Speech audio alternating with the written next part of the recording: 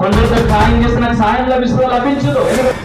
అందుకొరకే కీర్తనకాడు ఇంకొక కీర్తనకాడు అంటాడు, అయ్యా కొందరు తట్టున నా సహాయం కొరకు ఎదురు చూస్తాను. ఇదిగో ఆ కొందరితో సాయం చేస్తే నాకు సాయం లభించదు. ఎందుకు తెలుసా? అవన్నీ కూడా నీ వల్ల కలిగినవి.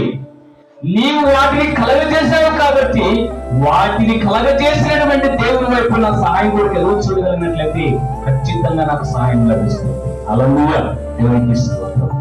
కృష్ణుడు దేవుని కుటుంబకుల గురించి చేయవలసిన ప్రభు కోరుకున్న విషయం తెలుసా? నేను కట్టించిన ఇల్లులో నేను మొట్టమొదటిగా నివాసం చేయాలి. నేను ఏర్పాటు చేసినటువంటి నివాసం నాకు మొదటి స్థానం కావాలి.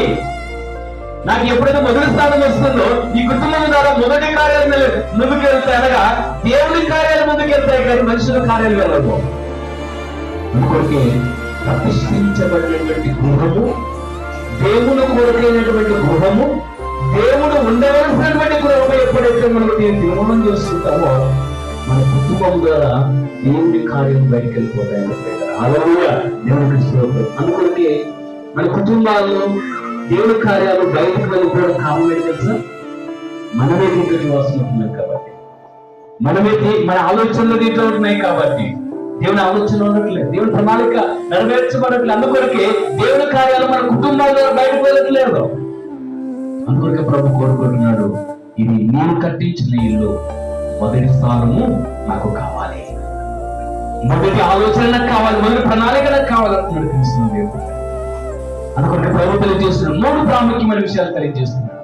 కుటుంబము బలమైనటువంటి నిర్మాణముగా ఉండాలంటే, కుటుంబము బలమైనటువంటి నిర్మాణముగా ఉండాలంటే 3 పిల్లల గురించి చెప్తాడు. నిన్నటి కాల సమయంలో ఉరవకొండ ప్రాంతం, ఉడమండ ప్రాంతంలో ఇక వివాహానికి సంబంధించి ప్రసంగం చేస్తున్నప్పుడు ఈ 3 పిల్లల గుర్తు వచ్చింది. ఒకటి ఏంటంటే, మొదటి పిల్లలు ఏంటంటే కుటుంబము నిత్యము ప్రార్థన ద్వారా ముందు కొనసాగపడాలి. ఎందుకంటే ఇది దేవుని చేత ఏర్పాటు చేయబడింది కనుక ఏం చేయాలి తెలుసా? ప్రతిరోజు ఖచ్చితంగా ప్రార్థన చేయాలి.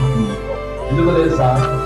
అపవాదమైనటువంటి సాతానుడు మన కుటుంబాలలో దేవుని స్థానాన్ని తీసుకోవడానికి కూడా ఇష్టపడుతున్నాడు. దేవుడి కుటుంబం ద్వారా మయంపరచబడడానికి ఇష్టపడుతుంటే అపవాది సాతానుడు ఏం చేశాడో తెలుసా? వాడు కూడా నా ద్వారా నీ మయం పొందాలని చెప్పి ఆలోచన కలిగి ఉంటున్నాడు. ఎప్పుడైతే ప్రార్థనా పూర్వకంగా మన కుటుంబాల్లో సిద్ధం కలిగి ఉంటామో వాడు మన అంచులకు రావడం. హల్లెలూయా, దేవుని స్తోత్రం. కృష్ణుడు దేవుని బిడ్డలారా, ప్రార్థన కలిగిన కుటుంబము ఏ కలిగి ఉంటుంది తెలుసా? దేవుని కాపుదల ఉంటున్నట్టు. హల్లెలూయా, దేవునికి స్తోత్రం. ప్రార్థన కలిగిన కుటుంబము దేవుని కంచె మన కుటుంబం చుట్టూ ఉంటున్నప్పుడు అపవాది సాతానుడు మన కుటుంబంలో చొరబడడానికి, మన కుటుంబంలో మరిన్ని ప్రయత్నం చేయడానికి వచ్చినప్పటికీ కూడా దేవుని అనుమతి లేని వారు ప్రవేశించడానికి అవకాశం ఉంది. అందుకే తెలియజేస్తున్నాడు, నేర్చి ప్రార్థన కుటుంబంగా మార్చి, ప్రార్థన కుటుంబంగా మారిస్తే దేవుడు అద్భుతమైనటువంటి కార్యం కుటుంబం జరిగించాలి. ఎందుకంటే ఇది యెహోవా చేత ఏర్పాటు చేయబడినటువంటి కుటుంబం కాబట్టి. రెండవ కార్యం ఏంటి తెలుసా? దేవుని వాక్యము ద్వారా నీ కుటుంబాన్ని కట్టుకో. ఎలాగదా?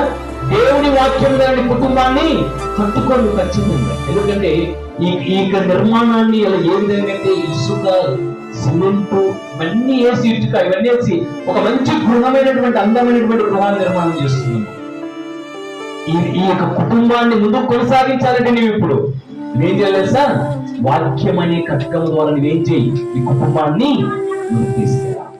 ఎందుకంటే దేవుని యొక్క వాక్యము లేదే మన కుటుంబాలు నిలవబడవండి. దేవునికి మన ప్రథమ స్థానం ఇవ్వకపోతే మన కుటుంబాలు నిలబడవండి. అందుకొరకే 2వ పిల్లలు చేస్తున్నాడు, దేవుని వాక్యమునకు ప్రాముఖ్యత ఇవ్వండి. దేవుని వాక్యము ద్వారా మన కుటుంబాలు కట్టుకోవడానికి ప్రయత్నం చేయండి. అప్పుడు మన కుటుంబం ఏం చేయబడుతుంది తెలుసా? దీవెనకరంగా మార్చబడుతుంది. దీవెనకరంగా ఎప్పుడైతే ప్రార్థన వాక్యము ద్వారా ఎప్పుడైతే మన కుటుంబాలు నడిపించబడతాయో, 3వది చాలా ప్రాముఖ్యం. 3వది తెలుసా? విశ్వాసము ద్వారా నీ కుటుంబంలో జరుగుతున్న ప్రతి కార్యమును దేవుడికి అప్పగించండి. విశ్వాసం ద్వారా నీ కుటుంబంలో మంచి జరిగిందా? నీవు నాకు మంచి జరగడానికి అవకాశం ఇచ్చావు ప్రభా. ఒక చెడు జరిగిందా? ప్రభు నీ అనుమతి లేని ఏదో కూడా జరుగుతుంది ప్రభు. కాబట్టి అన్ని వేళలో నీ యందు విశ్వసించేవాడుగా ఉన్నప్పుడు ముందుకు వెళ్ళాలని మన కుటుంబాన్ని అప్పగించగలిగినట్లయితే అద్భుతమైనటువంటి కుటుంబ జీవన శైలితో కొనసాగిస్తారంటే ఈ 3 పిల్లర్లు మన కుటుంబానికి చాలా ప్రాముఖ్యం. ఒకటి ప్రార్థన, రెండవది వాక్యము, మూడవది విశ్వాసము ద్వారా మన కుటుంబంలో జరుగుతున్న ప్రతి కార్యాన్ని ఆయన అనుమతించండి. అంటే నీ ఇష్టం ప్రభు. ఎందుకంటే విశ్వాసం అనేది మన జీవితాల్లో బలహీన పడితే మనం ఏది కూడా చేయలేం, ఏ కార్యాలు కూడా నెరవేర్చలేదు. అందువల్ల ప్రభు తెలియజేస్తున్నాడు ఈ రాత్రి కాలంలో ఈ కుటుంబంలో చేరవచ్చినటువంటి కుటుంబీకులకు చేరవచ్చిన మనందరికీ యెహోవా ఇల్లు కట్టించాడు కాబట్టి ఆయనకి ప్రథమ స్థానం, ఆయనకి కృతజ్ఞతార్పణలు చెల్లిద్దాం, ఆయనకి ఇవ్వవలసినటువంటి మర్యాదను మనం ఇద్దాం. ఎందుకంటే ఒక ప్రాముఖ్యమైనటువంటి ఒక మంచి పేరు పొందినటువంటి ఒక పొలిటికల్ లీడర్ మన గృహానికి వచ్చాడంటే మనం ఆయనకి కావాల్సినవన్నీ మనం ఇస్తాం, మర్యాదలు చేస్తాం, కాలేదు. కానీ దీన్ని నిర్మించినటువంటి నిర్మాణపడినటువంటి దేవునికి మనం ఎలాంటి స్థానం ఇస్తుంది? చాలా ప్రాముఖ్యమే.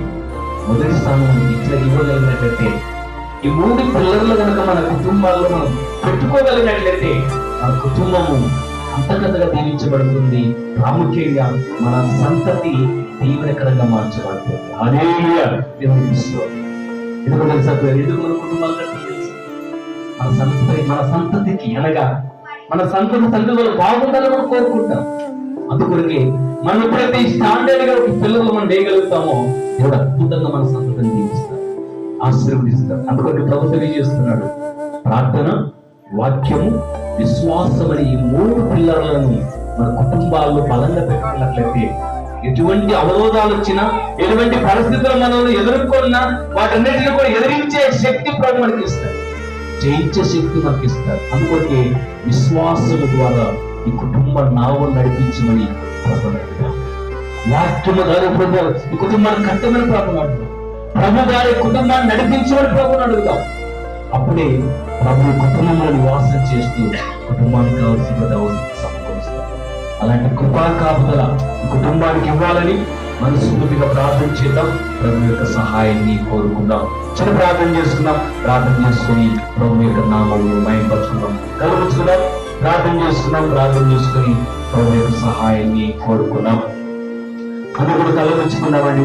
దేవుడు ఈ కుటుంబానికి ఇచ్చినటువంటి గొప్ప ఆధిక్యతను బట్టి ఇవాళ దేవుడికి కృతజ్ఞతాస్తుతులు స్తోత్రాలు చెల్లిద్దాం.